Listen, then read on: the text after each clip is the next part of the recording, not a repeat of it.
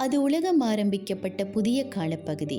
அந்த நேரத்துல எந்த ஒரு பறவைக்கும் விலங்குக்கும் நிறங்களே இருக்கல. ஒரு நாள் கடவுள் அறிவிக்கிறாரு, எல்லா பறவைகள் விலங்குகளுக்கும் நிறத்தை கொடுக்க போறதாம். எல்லா விலங்குகளும் பறவைகளும் ஒரு இடத்துல ஒன்று சேர்றாங்க. கடவுளும் பறவைகள் விலங்குகள் எல்லாத்துக்குமே நிறத்தை கொடுத்து கொண்டிருக்கிறாரு. இதை கேள்விப்பட்டதான கடல் கடந்து இருந்ததான ஒரு பறவை தனக்கும் ஒரு நிறம் வேண்டும் அப்படின்னு சொல்லி ரொம்ப தூரத்துல இருந்து பறந்து வந்து கொண்டிருக்கு. அதனோட ரெக்கைகள் எல்லாம் வலிக்க பல தடைகளை தாண்டி அது பறந்து வந்து கொண்டிருக்குது. வார வழியில ரொம்பவுமே பசி தாகமா இருந்தது. ஆனாலும் தனக்கு ஒரு நிறம் வேண்டும் அப்படிங்கிற அந்த ஆசையில அது எதையுமே பொருட்படுத்தாம ரொம்ப தூரம் பறந்து அது வர வேண்டிய இடத்துக்கு சேர்ந்துருச்சு. கடவுள்கிட்ட அது கேட்குது, தனக்கும் ஒரு நிறம் வேண்டும் அப்படின்னு. அந்த நேரம் கடவுள் சொல்றாரு, இப்பதான் என்னோட வண்ணப்பெட்டியில இருக்கிறதான எல்லா நிறங்களுமே முடிஞ்சது. எல்லா பறவைகள் விலங்குகளுக்கும் நிறத்தை கொடுத்ததுனால இப்ப என்னிடம் எந்த ஒரு நிறமுமே இல்லை அப்படின்னு சொல்றாரு.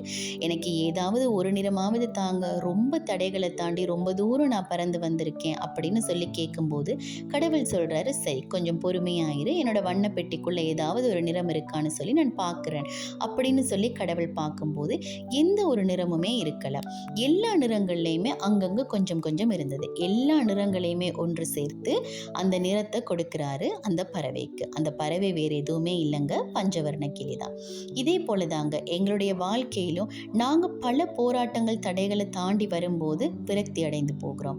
ஆனா அந்த பறவையை பாருங்க, அதனோட விடாமுயற்சியினால அது ஒரு நிறத்தை தான் எதிர்பார்த்து வந்துச்சு. ஆனா அதுக்கு கிடைச்சது பல நிறங்கள்.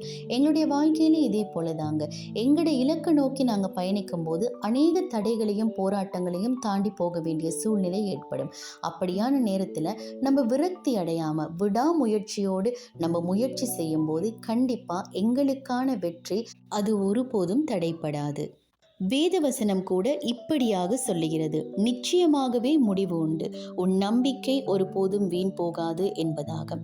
நம்பிக்கையோடு நாங்கள் விடாமுயற்சியோடு பயணிக்கும் போது எங்களுடைய வாழ்க்கையில் வெற்றி நிச்சயம்.